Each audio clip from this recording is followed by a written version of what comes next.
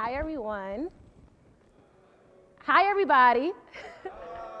Hi, so again, my name is Jasmyn Wright, and before I became the CEO and founder of the Push Through organization, I had the exciting honor of being an elementary school teacher for 7 years. And one of the most memorable kind of memories from teaching, besides building relationships with my students, were the life-changing and kind of thought-provoking conversations that we exchanged with each other. And one conversation I remember in particularly was with my former third grade class in Philadelphia, Pennsylvania. One of my students, he said to me during an independent reading lesson, he asked Miss Wright, if a lion and a mouse got into a fight, who would win? The question threw me completely off guard as it was random. And if you've ever worked with children, you know that most children are random. So a part of me just wanted to answer the question, brush him off so that I can go back with the flow of the class. However, when I looked up in his eyes to answer the question, I got stuck. I don't know what got over me, but I got stuck and I stared at him and I saw that in his eyes, he already knew the answer to that question. And for some reason, it bothered me.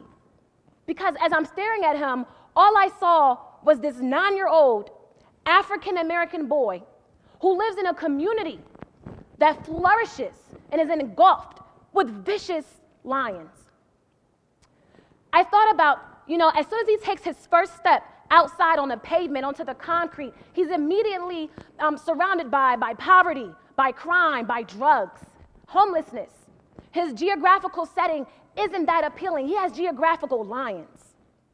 When he turns on his TV to watch the news, he immediately hears story of corruption, hate crimes, more other kinds of crimes, more stories of just senseless acts. And to be completely honest with you, he hears stories of how little brown boys who look just like him are being gunned down by police officers. We're going to keep it real today, by the way. Lions all over. To make the lions even more personal, I'm talking about the same little boy who's quick to swing his fist or throw objects because he struggles with effective communication in my classroom. He can't communicate, so he decides to fight. He has angry lions on the inside of him. Again, this is the same little boy who's quick to break his pencil in half or toss it across the room, all because he's asked to write a 7-sentence paragraph on how was your weekend. Lions, academic. He starts quoting all of these negative kind of affirmations to himself, such as, I can't do this, I'm not good at this, I hate this, I quit, this is dumb. Personal lions. And yet I'm supposed to stare at him and tell him that the lion wins the fight. It wasn't going down in my classroom. I wasn't doing that. So what I decided to do was I decided to make that a mama moment.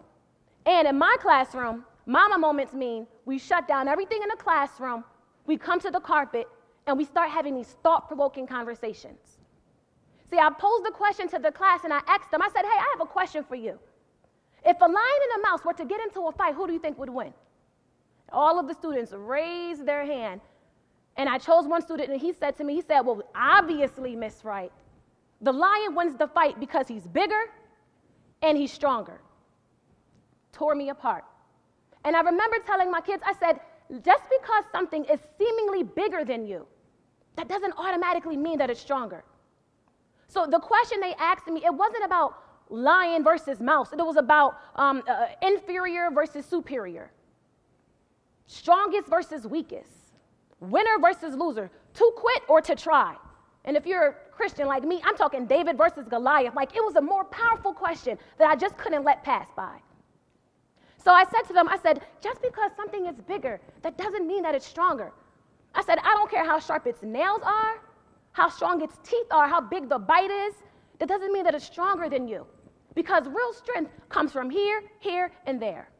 They're like, what? So I had to get a little bit more deeper for them. I started telling them about their ancestors. People who've looked lions straight in the face and said, I'm not afraid of you. Their ancestors who have faced lions, I'm talking Malcolm X, Martin Luther King, Sojourner Truth, Harriet Tubman, Mary Bacar Bethune, and on and on and on. All of their ancestors who have looked like them, who have faced lions. And I remember asking my students, I said, do you know who you are? I said, you were born with these special gifts, this special kind of gift that was created just for you. And if you wanted to give into lions by automatically assuming that the lion is stronger and not wanting to fight for any battle, you're doing your gift a complete disservice. I said, in life, you're going to approach many lions. In school, you're going to have to learn 3-syllable words, 5-syllable words. Eventually, when you're in high school, you may get heartbroken. You might be heartbroken now in 3rd grade, I don't know. Eventually, you'll have bills, hello. Student loans, hello. And all types of lions. You need to not be afraid to approach them. Know who you are. I said, do you want to know the gift or the secret to battling lions? They said, what's that? I said, the first thing is you need to confront your lion. Look your lion in the eye and let your lion know that you are not afraid. Stare at your lion. Face your fear. The second way to battle your lion is to speak to it. Tell that lion who you are. Tell the lion your name. Let that lion know what you came here to do. And last but not least, you have to commit to whatever it is you said that you spoke about. So they're like, well, what do you mean, Miss Wright? So I chose one of my students, the one who struggled with writing. I said, you struggle with writing, right? I said, do you want to know the reason why you're losing your battle? He said, why? I said, because you're not confronting it. Whenever you open up your notebook for writing, you immediately toss your pencil away. You try to avoid it. Confront it. Stare your writing assignment in the face. Number 2, speak to your writing. Tell your writing, I'm going to get you today. I'm going to master this today. Now, I may struggle, and I may have some questions, but I know that if I ask Miss Wright, or if I ask for help, if I try to figure it out, I might make mistakes. See, that's the commitment part. I might make mistakes, but I know that I'm not going to leave this writing class until my assignment is finished. That's how you tackle the lion. They're like, oh, wow, Miss Wright, that was good. That was good. And so I went through the whole classroom just talking about, how to battle their lions. And I felt good. I went home, and I'm like, woo, I killed that lesson. You did a good job, Jasmyn. I said, I should have recorded that, put this on the news, let this go on. BET, you did a good job. But it wasn't until, fast forward, a few months later, I uploaded a video to my Facebook page called Push Through. It was an affirmational mantra that I practiced with my students. It went viral. Within 1 week, it reached 3.7 million views. And when I tell you that changed my life, I mean, it changed my life. There were new lions that I've never even seen in my life that have existed, that have approached me, roaring all in my ear, all loud. It frightened me. And I had to tell myself, Jasmyn, there's a warrior inside of you. Do not be afraid of the lion. So the lion tells me things such as, okay, Jasmyn, you made it on the Today Show. You were in the Huffington Post. Yes, you met the Eagles. Yes, you've been on the news. Yes, you've done this, but who do you think you are? The lion tells me, oh, you have these speaking engagements all over the world. You're not worthy. You're just a girl who got lucky from a viral video. Who do you think you are? Oh, you have to write a speech? You have to write a TED Talk? The last time you sent an email, it had 2 typos in it, and you checked it twice. What do you mean you're writing a TED Talk? The lion says to me, when you get up there, you're going to stutter.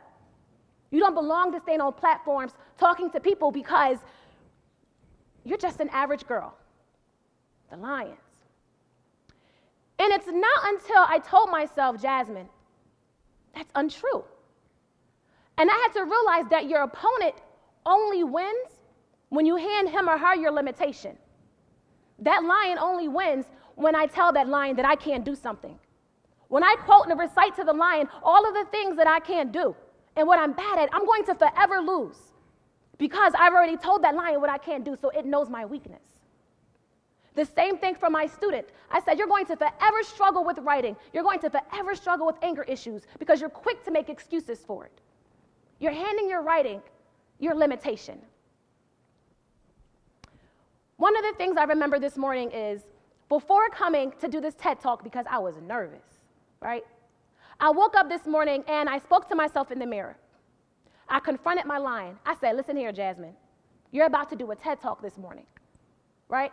Lion, I don't know where you are. I haven't seen you in 12 hours, but I need you not to show up today because today you're going to speak and you're going to inspire people through your words. And the lion has no dominion over your words today. And then I committed to it, and I tried to keep that thought in me all this morning. And there's this quote I wrote before that says, imagine who you will become once you become aware of who you are. I wrote that a long time ago, and I love that quote. I use it all of the time, so I'm going to repeat it. Imagine who you will become once you become aware of who you are.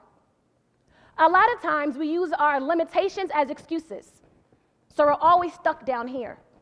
There are lions that are haunting us, whether it's sickness, whether it's anger issues, whether they're stress from your job, whether they're bills, whether there's any kind of lions, it's keeping us here. When in reality, we're meant to be up here. As I said to my student, we're all created with something that we need to offer the world, something great, there's special, unique skill. And if we continue to be hindered by lions, we'll never be able to make it to that level we're meant to be at. So as I tell my students, and I'm telling you, imagine who you will become once you become aware that this is who you are. And then you'll not just be a mouse, you'll be Mighty Mouse, right? The lion's looking at you like, well, where you get that cape from? When did mice start getting capes? Is that silk? Right? You start walking different. He starts asking you, why is your chest so pumped up? Have you been working out? And the mouse says, no, I've just been committed and I know who I am. We have to start imagining ourselves on this level and not being easily susceptible to fear and easily confronted by lions or easily engulfed by lions. And I'm speaking to you as someone who deals with lions on a daily. Recently, I had a video in a Gap Kids commercial. It's called Push Through. I encourage you to go watch it. Just type in Jasmyn Wright, I'm going to push through. But there's an affirmation that my students and I recite to help us overcome our lions and to believe in ourselves. And now I'm going to end with a short kind of affirmation and a poem that I wrote that I'm going to recite for you without looking back, hopefully. And I use this for myself daily to tell myself that I'm worthy. And it goes, remind yourself of who you are and believe it. Keep reciting your dreams, you can achieve it. Set your goal and work towards it. But protect your thoughts because that lion is vicious. Your calling is calling you, don't neglect it. God birthed you with the purpose, and don't you ever forget it. Keep practicing patience, it'll all be worth it. Chin up, head high, stay encouraged and committed. Thank you. Here's my contact information. Thank you.